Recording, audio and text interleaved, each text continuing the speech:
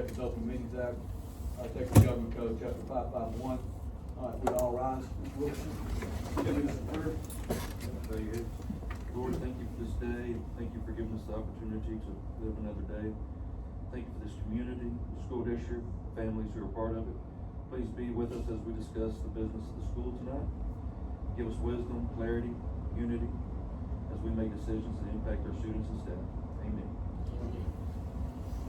Pledge allegiance To the flag of the United States of America, and to the republic for which it stands, one nation, under God, indivisible, with liberty and justice for all. At this time, is there anybody to sign up for public comment? Okay. We are going to close our executive session in accordance with 551.071, attorney consultation, 551.072, considering placement or charge against personnel. Board, we're gonna retire to, at this time, we are going to discuss item C1, consider, discuss, and take action on a level 3. It's a level 3, but it's a level 1.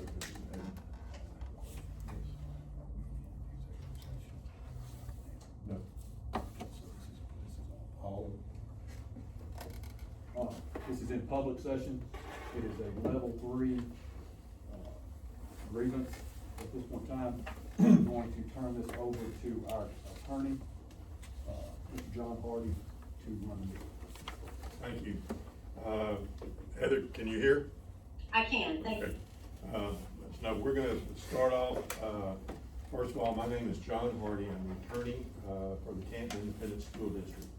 And I will be presiding for part of this meeting tonight. I would like to go around the board. I know that all board members are present, but for the record, I would like each board member to state their name. We'll start with you, Mr. President. My name is Kenneth Pruitt. I am the board president. I'm Matthew Dunn, I'm a board member. I'm Jack Phelan, I'm also a board member. Josh Wilkerson, Board Vice President. Leslie Evans, board member. Catherine Irwin, board member. Julie Stern, board secretary. Thank you. And then on behalf of the district, this evening, the spokesperson will be Dr. Brian Nichols. Mr. Nichols, would you, for the record, state your name? Brian Nichols, superintendent. Heather, that is the participants on behalf of the district this evening. Do you want to now introduce yourself and your clients, please? Sure, I'll let Ms. LaPlace do that. I'm Martin LaPlace. I am the complainant, and this is my husband Clay. I'm Clay LaPlace. And this is Rebecca Bain. She's here as support. And then that's our attorney, Heather Castillo. Yeah, I can introduce myself. I'm Heather Castillo. I'm the attorney for the family, for the student. Yeah. Okay.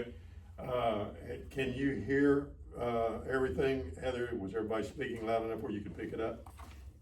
Yeah, I can really hear you, and I think I'll be able to hear back to the back. Okay. At any time that you do not hear somebody, if you'll let us know, we want to have a record that is complete. Okay?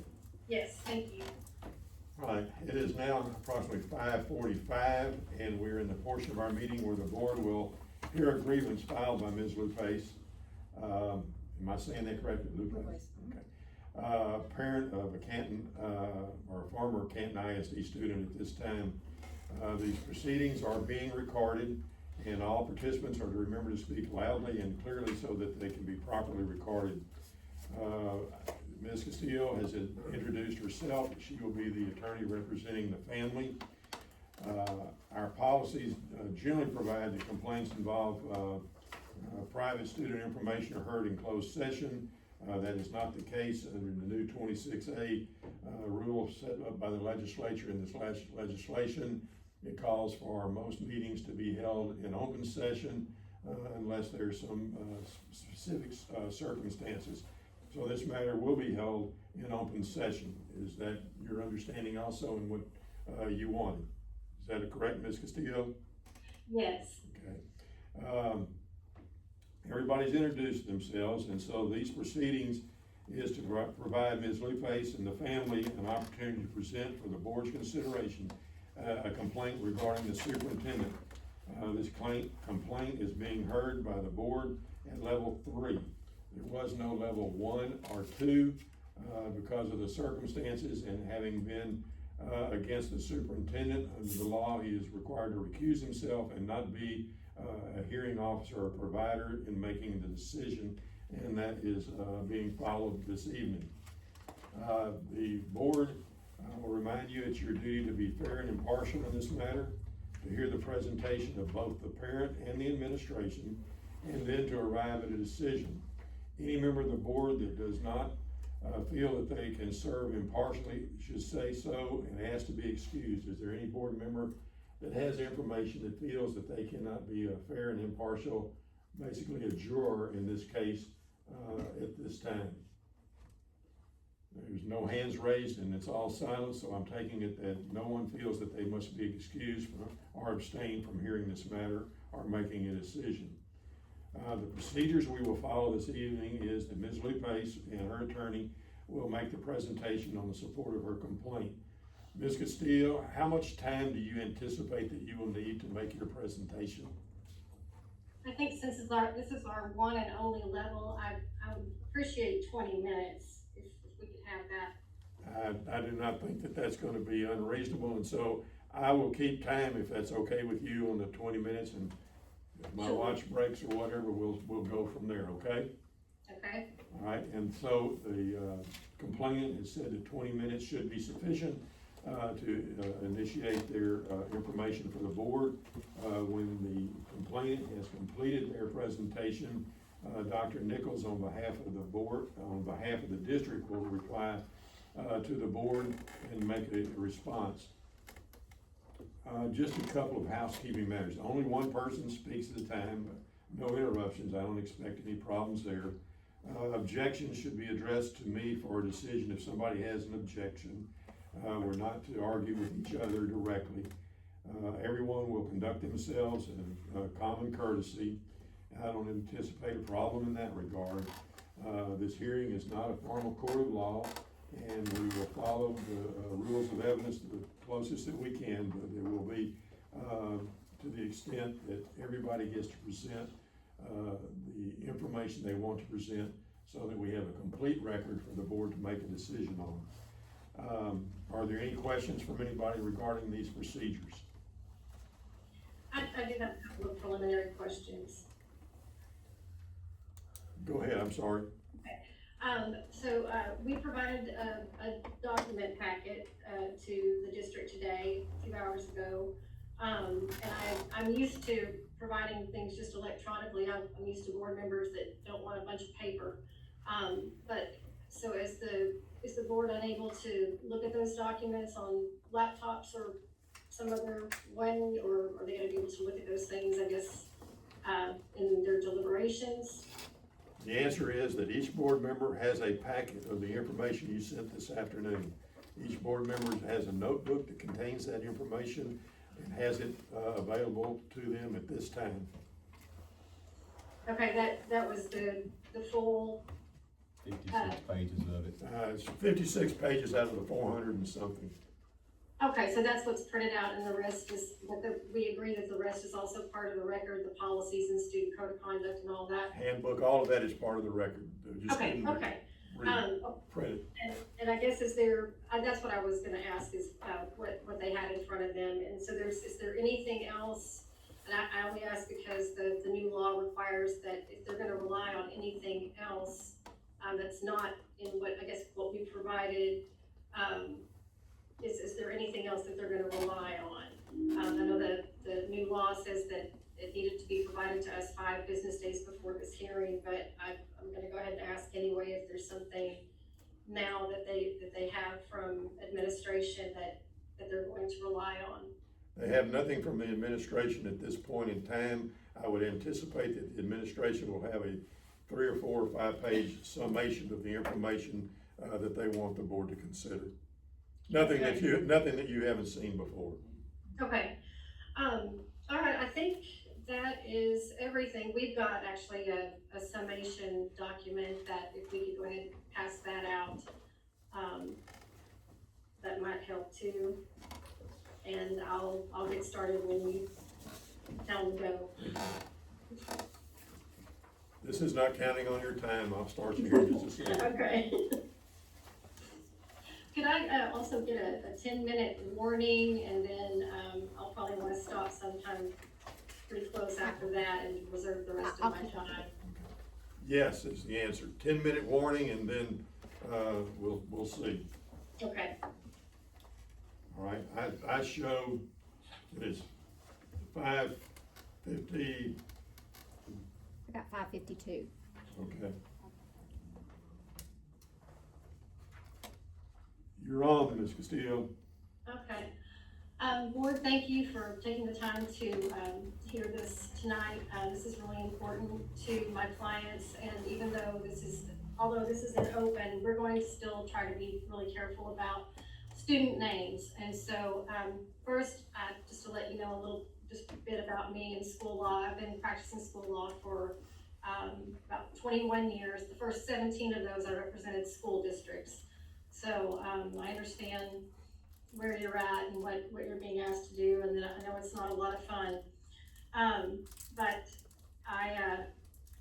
so I wanted to first say that we're going to refer to my client, the student, as student A. We're going to refer to the student that he had the incident with in the locker room as student B. And then there's a third student that we'll refer to as student C. She's not a student of this district, but she was with student A during a relevant period that we're going to talk about.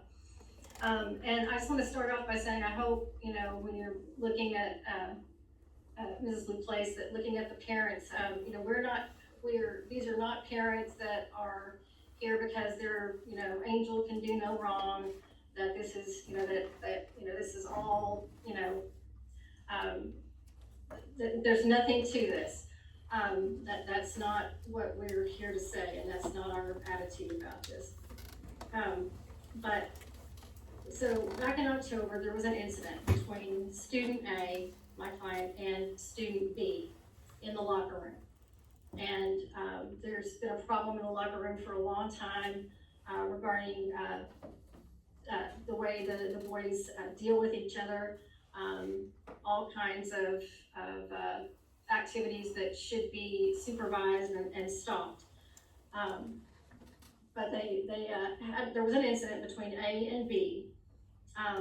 Very shortly after that happened, the superintendent communicated with a friend of his, another superintendent, and divulged, actually there had been prior conversations between Dr. Nichols and this other superintendent regarding student A.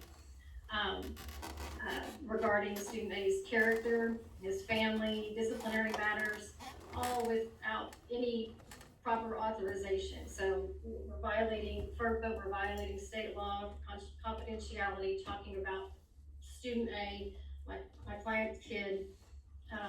There's no educational need to know, to share that information. Then after this happens in the locker room, this happens again, and without any real investigation, the superintendent reports to the parent of the student C, who is dating student A, and tells her that student A has, I don't know what exactly the words were that were used, but he's basically talking about student A's pending disciplinary matters and telling her what student A allegedly did with no investigation. And again, this is a complete violation. You're all board members, you've had training. This is a complete violation of FERPA and student confidentiality. So you'll see in the documents that student A is put actually he's sent home initially, and I think that was for 4 days. You'll see ultimately he spends the equivalent of about a month in ISS during this whole debacle. And process is not followed, procedure is not followed, Title IX is not followed. You'll see documentation in the packet where, the, student C's mother, the other superintendent, is explaining to your district and to your superintendent what the problem is, and that there's more context to what happened in the locker room. It happened the night before. Student A and student C are at a bonfire, or at a football game or a bonfire, and, student B, is harassing them, and it's sexual in nature. It's, and at one point, student C reports that student B said that he was going to, and you can read it in the documents, but that he was going to take a stick and shove it up her rear. And this went on and on and on that entire night. They couldn't get away from student B and his friends that were saying these kinds of things to both student A and C. So the next day in the locker room, that's when student A, my client, did what he did regarding student B. Student B is also notorious for behaviors in the locker room regarding other students holding students down while he would do certain things to those students. And again, I'm not gonna talk about that publicly. It's in the documents that we can keep confidential.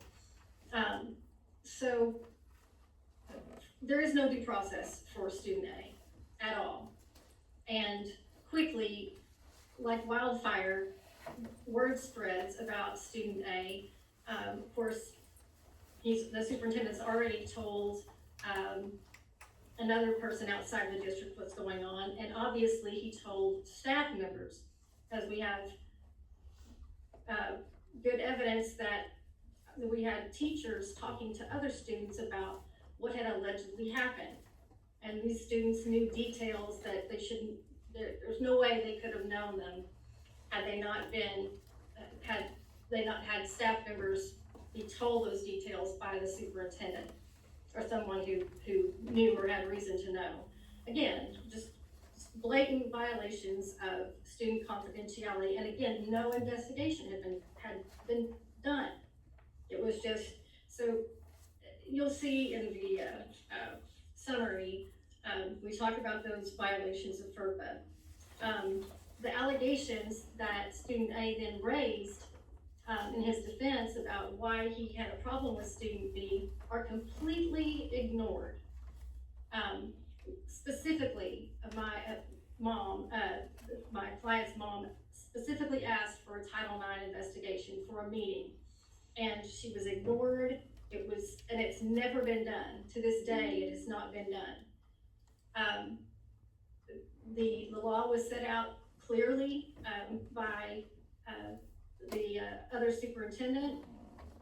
You'll see that in the documentation, explaining, how Title IX works and what needs to be done.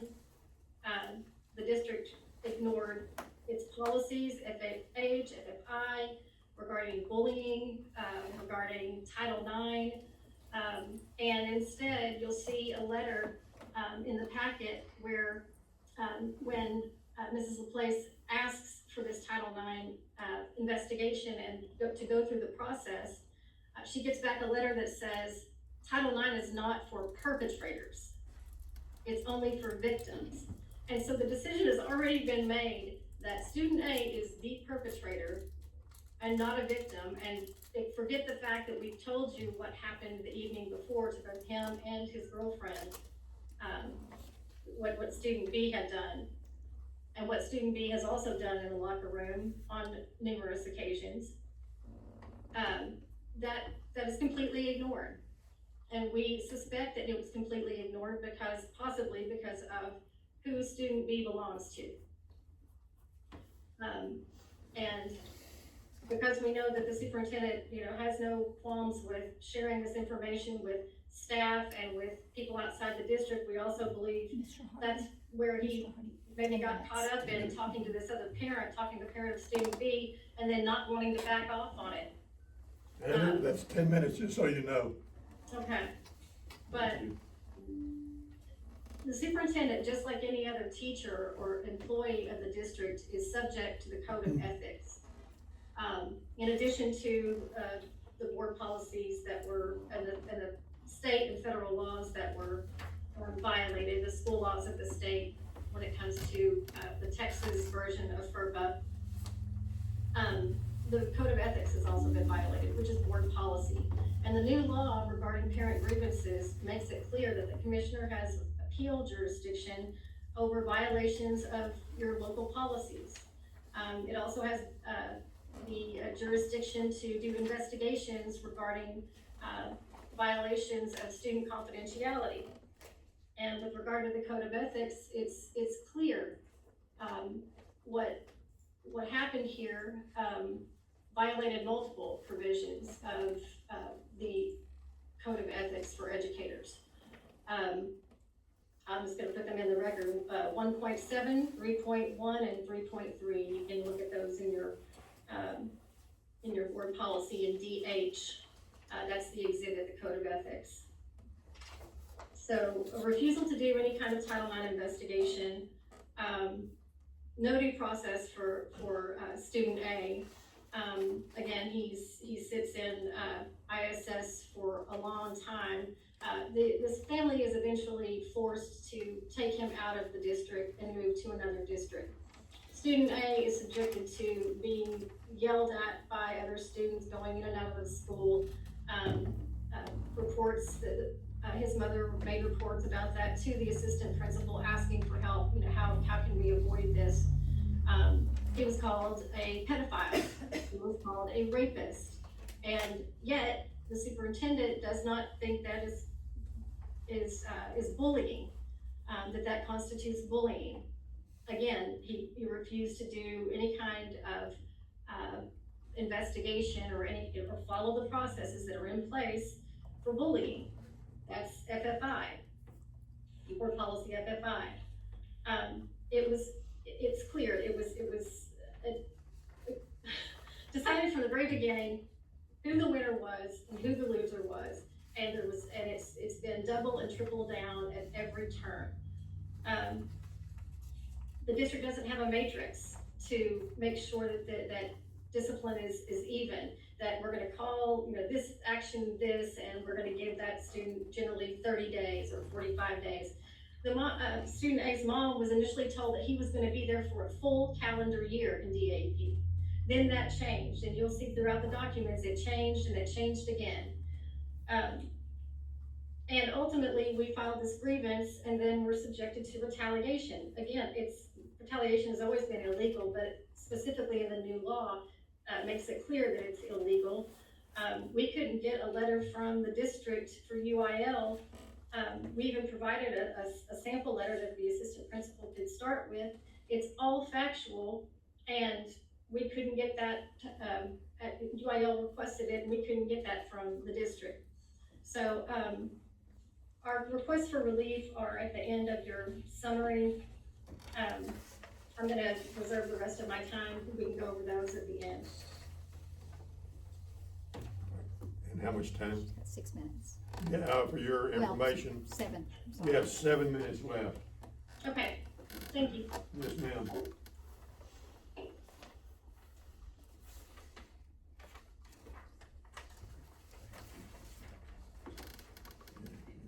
You have a question, yes? You know? Okay.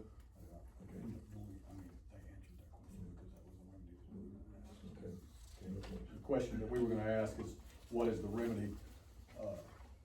And your remedy is to modify Caden's discipline to reflect the 4 days expulsion and nearly 1 month of ISS already served, consistent with the district consequences of fighting, ensure comprehensive Title IX training for all administrators and coaching staff. That is your remedy? There's some other page. There's Sorry. more on the next page. I can go to the next page. Implement clear locker room supervision protocols and athletic conduct expectations. Develop and adopt a district-wide discipline matrix to ensure fair, consistent consequences and acknowledge district responsibilities for supervision failures. procedural violations rather than placing disproportionate blame on a single student. Is that everything? That's correct, and we acknowledge that after we filed the grievance, or after we made a complaint about Title IX, the staff was trained, but you'll see the certificates were, everybody got trained on like October 30th and 31st, after this incident, and after, I think, the district had already decided what they were gonna do with my client. So we'll acknowledge that we've gotten some documentation of training, but it was after the fact and then never followed up on. Thank you. Thank you.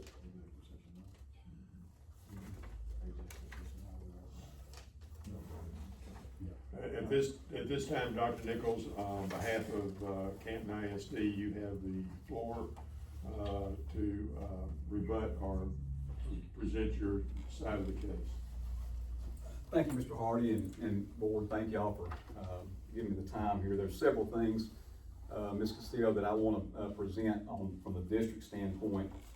And first of all, the Title IX, from the beginning of this incident, which happened on the 17th, once we were made aware of this on the following Monday of what had happened, it was brought to us about the Title IX complaint. It was not overlooked from the beginning. There was question on whether or not this actually met the definition of a Title IX violation. And yes, Ms. Castillo, while we did have training done on the 31st of October, I would like to point out to the board that we did reach out for legal counsel. We also reached out to our local service center for guidance on this. One of the main things that kept coming up in this is there are several questions that have to be answered when we're talking about Title IX offense. And one of the main ones is educational opportunities are being denied. And so in this situation right here, the claim that the student C was having needed a Title IX investigation, their educational opportunities were not being denied since they are not a student at Canton ISD. There was also, in the same breath with student A, there was no student educational opportunities being denied to student A as well. We did go through and we looked at the sexual harassment claims, and I would just want to point out that needs to be pervasive and severe. The claim here that we got is this was a one-off time in this instance that happened on a Thursday night. This was investigated heavily. So in our opinion, that did not meet the definition. Also, the fact that one was not a student at Canton, again, we felt like it did not meet the Title IX definition in that investigation. So, kind of in summary there, we felt like it did not require the complainant to be a student, but it does require that the conduct deny educational access within our program. It did not meet that. We took the locker room incident extremely seriously. We responded immediately. We went through our discipline and safety procedures. Any conduct like that is unacceptable. However, under Title IX, not every incident involving sexual language or sexualized conduct automatically qualifies for Title IX violation. For Title IX to apply, federal regulations require that the conduct must result in the student being effectively denied access to their education based off of sexual harassment, and that the district failed to respond. And those two elements must be together, and in that case, they were. In this situation, the district took prompt action. We imposed discipline to those students that we did find guilty and did not allow the conduct to continue. And Ms. Castillo, we did put some things in place. We've already got measures in place in the locker room, and a corrective action plan was put in place immediately. Again, we handled this through our student code of conduct because we felt like this was a serious disciplinary action. In regards to the FERPA claim, I will say that I did communicate with the other superintendent.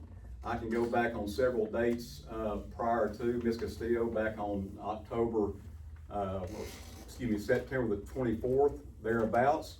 Superintendent at Fruitvale contacted me to do a character check on student A. We've been friends for over 10 years. I've known her for over 10 years. Was doing a character check on the student. In that time, I told her that he was a good kid. I didn't divulge any of his previous disciplinary placements. Just told her that he was a good kid. I had in good faith when I talked to her that I was not divulging anything and spoke highly of the kid. She even followed up later, sent me a text with a picture of her daughter and the student at the homecoming dance. And her comment was, "Hope he's not a criminal." And I said, "No, ma'am." And so after this incident on that Tuesday or that Monday, out of good faith, I contacted Miss Bain at Fruitvale, who's a neighboring superintendent. And at that time, I told her that we had a situation. I did not go into specifics, but I will say this, under FERPA, she was fully aware of what the situation was. She knew what had happened in that locker room, so I was not divulging any information that she was not already aware of. I did not talk about the disciplinary placement and go into detail with that.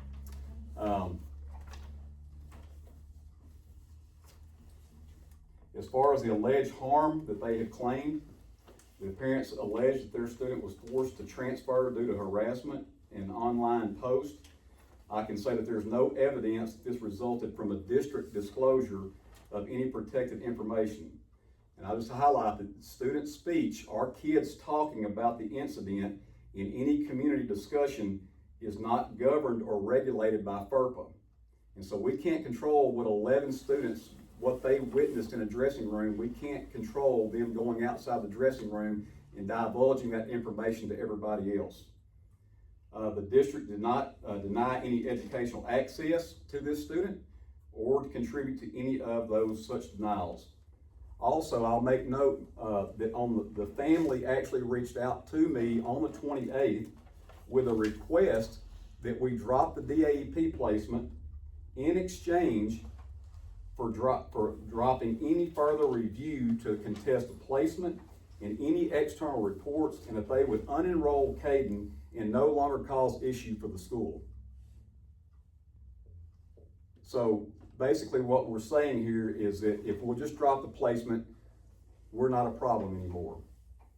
As far as the student discipline, the discipline was imposed independent of any external communication. This was based on credible evidence. Over 2 weeks worth of interviews were conducted by our administrators. This was not haphazard. There was more time spent on this than probably any other discipline issue in my time here. So this was not a random knee-jerk reaction to what went on. Everything remained lawful, and we followed our student code of conduct. We responded to the family's request for any type of disciplinary placement. The family requested 10 years of disciplinary records. We provided that to them. We provided all the training records for myself and all of our relevant staff members. And I just asked that board, based on the facts and our investigation and all the standards and corrective measures that we've implemented, I would just ask the board to deny the grievance, as it does not demonstrate a violation of Title IX. It's not a denial of rights or process, and they are not entitled to relief under board policy. Dr. Nichols, how much time does he have left? He's about 6 8 minutes. minutes? About 6 minutes. 6? Question, do you want the records that have been compiled by you and shared with the other party of student A, do you want that to be included as part of the record Yes, along with these documents you Yes, sir. received this afternoon? Yes, sir. Thank you. Ms. Castillo, Yes. your turn if you have a rebuttal. So what are the documents that are being provided, now? Are they that are not part of what we sent? Some of it will be overlapping in what you have sent. It's the same records that have been shared at the request, either whether it be a public information request or information that was shared by email and handbooks, policy, procedures, the certificates, all of that information that you have. Nothing that you don't have. Okay. Could somebody send me a copy of that, I guess? Sure. Hearing, okay. That won't be a problem. Cause I'll say that, you know, at one point I was sent, disciplinary records for student A going back years, which are completely irrelevant and are only, if they're being provided to the board, it's only to try to, to demean, student A. They should not be relevant to this at all.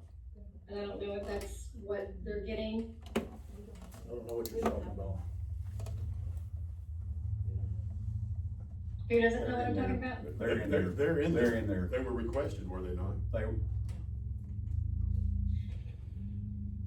Everything that's in there either was, compiled at at your client's request, or what has been shared with you on district records. Right, but that's different than what should be part of the record in this grievance. If you're saying that that a parent asking for a copy of their kid's disciplinary records, then, okay, I'll object to that if that's what's being stuck in there. And by the way, if we were supposed to be given notice of that 5 business days before this hearing. Let's don't get into notice, because you didn't even communicate with me today. You sent 450 pages to my client that had never been shared with me. So let's don't get into procedures tonight. No, wait, okay. No, go on, you're using your We had time. 56 pages that are all things that came from the district or were between the district. Everything else is the student code of conduct, policy, it's all basic stuff. It is not a surprise. That's ridiculous. There's a lot that's ridiculous, but you're using your time. Go forward if you have something you want to rebut. Can it start right now? I have 7 minutes? How long are we giving? Okay. It's been made clear that the student B has received 0 consequences. There is discussion of some students that were in the locker room. We know that they went to DAP. As far as we know, student B received absolutely no real consequences, while student A was going to be stuck in DAP for first a calendar, or an entire calendar year, then basically the entire school year. So if you want to throw out the Title IX piece, we disagree, but we also made allegations of bullying. And it is a denial of educational opportunities when you're walking into school being yelled at, being told that you're a pedophile and a rapist, because people can't keep things to themselves. And we understand that students are talking to each other, but we have evidence, and there's no legal exception for good faith, talking to my friend, under the law for student confidentiality. And I ask you that you put yourself in these parents' shoes. You have kids, and to find out that the superintendent of your kid's school district is picking up the phone and talking to people about things that he has no business talking about. So, and maybe they all do it, but he got caught. So, you know, again, there's no exception in the law for good faith or we're buddies, or I was, you know, just trying to be a friend. That doesn't fly. There's no acknowledgement of any wrongdoing. Everything, according to the superintendent, was done perfectly. If you look at the documents we provided you, it was one fight after another. It was a fight to get the district to have this hearing in the way that we're hearing it now. It's been a fight at every turn, and it had to be forced upon the district to get them to follow procedure, to get them to do an investigation. These were not things that just happened and happened because the district thought it was the right thing to do. Pressure had to be put on the district and the superintendent and the administration to do this. And then ultimately you see retaliation, because they won't even provide UIL with a letter that's full of facts at the request of UIL. So I'm gonna leave the rest of the time to Ms. LaPlace and Ms. Bain, or if you want to say something. Can you let them know how much time they have? She's 4 minutes in. All right, you have 3 minutes. First of all, I just wanna respond to something Brian said. I had zero idea of any of this going on when it happened. And I'll say this, in my mind, this was a knee-jerk reaction because he had this DAP placement day one of when this investigation started. Now, they might have investigated further for 2 weeks afterwards, but day one, Caden was never interviewed. Student A was never interviewed. And so I got called Tuesday morning, and Brian and I were friends. We're probably not friends now, but we were friends. And I mean, that was a conversation between friends. But he did tell me what was going on. He did tell me what was happening to warn me about the kid for my daughter. And I mean, so I did not want Brian to be in trouble for that, but here we sit, you know, because my conversation with him was, Brian, there's a lot more going on in that locker room, because when I found out from my daughter what was going on, I wanted him to know, hey, this is bad, this is not good. You know, there's some things that need to be handled. I've done 10 Title IX investigations. I know what Title IX is. If it doesn't matter, even if the kids want to report it, if there's sexual comments, if there's nudity, if any of those things are going on, it's Title IX, and you handle it that way. So I disagree with those two things that he said there. I think you need to talk, because I think they need to hear from your side, and y'all don't have a lot of time. But I will just say, I agree with what's in the summation. I just want to kind of, expand on what she said, that at every turn this has been a fight. So, Mr. Robinson contacted me to let me know that Caden was suspended. I immediately asked him what for, why, what's going on? And he said, I can't give you information yet, but we're looking into it. And he did provide those emails back and forth, because everything we said, I said through email. I wanted to make sure that everything was documented. I reached back out again the next day. He said, I'm still investigating, but have you talked to your son? Has he told you what's going on? At no time did he tell me what he was being accused of at all. And so of course I talked to my son, I found out what was going on. We had a discussion, and I asked him, I said, are you considering this a sexual assault? And he said, I never said those words. I haven't told you what we have seen yet, what's going on, what we're even investigating yet. And so it took all of this time, and then I think, I have to look back, but it's on the emails that we provided you. It took several days till I was even told what he was being charged of. And again, I'm not the parent that thinks my son is perfect, but they're owed the process that this school put into place. I mean, this is this school district's processes and procedures, and they should be followed. He was out of school suspension for 4 days.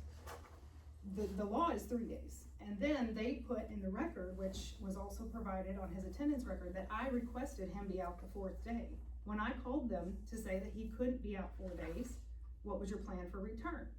They said that that didn't happen, that I requested that he was home because I felt like he needed to stay home. That's not at all the case. And the emails show that I asked what their plan for return was, because he's been out of school suspension now for 4 days, and legally he can't be out of school suspension for 4 days. So it was kind of like. She did request in the interview. Your time is up, Ms. Bain. Mom, we're letting you have some additional time, but if you can kind of bring it to a close, please. Yeah, so it's just at every turn, every time I had to ask a question, I had to bring up what was the process, what was the policy, and it wasn't being followed. I looked at what the state laws were, because again, I'm not saying he's perfect, but he does deserve for the processes that the school district put in place to be followed. And so that's really why I'm here, is because when I asked, that's my last point, is that I had to ask them for an interview for him. He was never taken into consideration. They never heard his side. They just did their investigation behind the scenes. My son was never asked what went on, what happened, until I asked for them to talk to him and hear his side. Because what I was hearing was that this was commonplace in their locker room. This went on all the time. Multiple students had admitted it in text messages, which we have. They talked about this student regularly, and I'm gonna say it because we're not using names. He was putting his wiener on people's faces, and this was common knowledge. They talk about it. I have text messages. This was a regular thing that happened, and my son took the brunt of the blame for action in the locker room that was commonplace for this team. And I'm not saying it's right, but I'm saying that this was action that was happening. And because of that, my son, and the way this was brought to the superintendent directly, rather than following the process and going through the proper channels of reporting this sort of action through the coach and the way it should have been handled, the superintendent got to direct the way that this happened by the parent of the student, because he is a Region 10 parent, and the maximum amount of pressure was put on my son for actions that were happening in the locker room all the time. So I'm just asking that the board take into consideration that this process was not followed. I'm not saying he doesn't deserve punishment. Trust me, he's done counseling. We have been called every name in Walmart you can think of, and it has affected our life more than you even know. But he deserves process. He deserves to be punished like any student who is charged with the same thing. And I wanna say, we can say all the sexual things we want to, but the charge that the school gave him was assault. That is what they charged him, because they didn't follow process in filing it sexually. They charged him on the form that I was sent with assault. And if you look at the records that the school sent us, the wide range of punishment for assault is a week of DAEP all the way to a year of DAEP. And actually his was the very severest, but there is no set process for what assault should have been. They went off the way they felt about my son and his previous disciplinary issues. And again, I'm not saying he's perfect, but he deserves a process. So that's what I wanted you guys to hear. Thank you for hearing me. Thank you, ma'am. Dr. Nichols? Yes, sir. I guess one thing I would like to share is that their child did have opportunity to answer some of the questions with our administrators. He was given that opportunity. And when he was brought in, because there were multiple times where they tried to schedule, Ms. Bain attended that meeting and advised them to not answer any questions in regards to the incident that took place in the dressing room. So they were not allowed to ask any questions to get any clarification from what took place in this particular incident by the child in question. That's not true at all. And it's on video if you'd like to watch it. If they didn't. Let's not be interrupted. Everybody's been pretty good so far. We've given you more time than what you asked for. I am curious about one thing on the UIL letter that was sent. Yes, sir. And so on the UIL letter, I know y'all drafted a letter, Ms. Castillo, that basically outlined the bullying. And we did, as a district, we did not agree to what was drafted. We did check that he did not move for athletic purposes. We did check that there was a pending disciplinary placement there, but we did not agree with the letter that was drafted. Was a letter sent to the UIL that allowed him to participate in sports? No, sir. That's what I wanted to hear. No, sir. Thank you. Well, we have reached a conclusion of the presentations. And at this time, I would recommend to the board that we retire to executive session to deliberate. And then when the deliberations are over and the board is ready to take action, you'll come back into open session if there's a vote to be taken on whatever the relief might be. At this time, it's 6:30, we're gonna go into executive session. I want to say something for the record just quickly, as far as this being an open hearing and an open meeting. I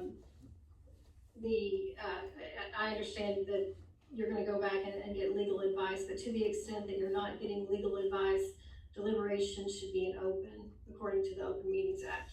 I just want to get that on the record. Duly noted. Thank you. We are under consideration, discuss, and take action on the level 3 agreement. Do I have a motion? I make a motion on the requested remedies of modify Caden's discipline to reflect the 4-day expulsion and nearly 1 month of ISS already served, consistent with district consequence for fighting.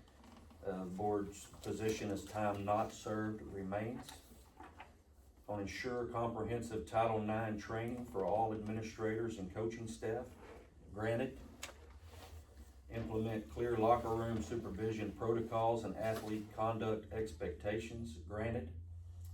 Develop and adopt a district-wide discipline matrix to ensure fair, consistent consequences. The district will follow policy and Texas Education Code, Chapter 37. And all relief not granted is denied. Do I have a second? Second by Mr. Dunn. All in favor, raise your hands. Motion carried. Do I have a motion to adjourn? I make a motion to adjourn. I have a motion to adjourn by Ms. Irwin, a second by Mr. Dunn. All in favor, raise your hands.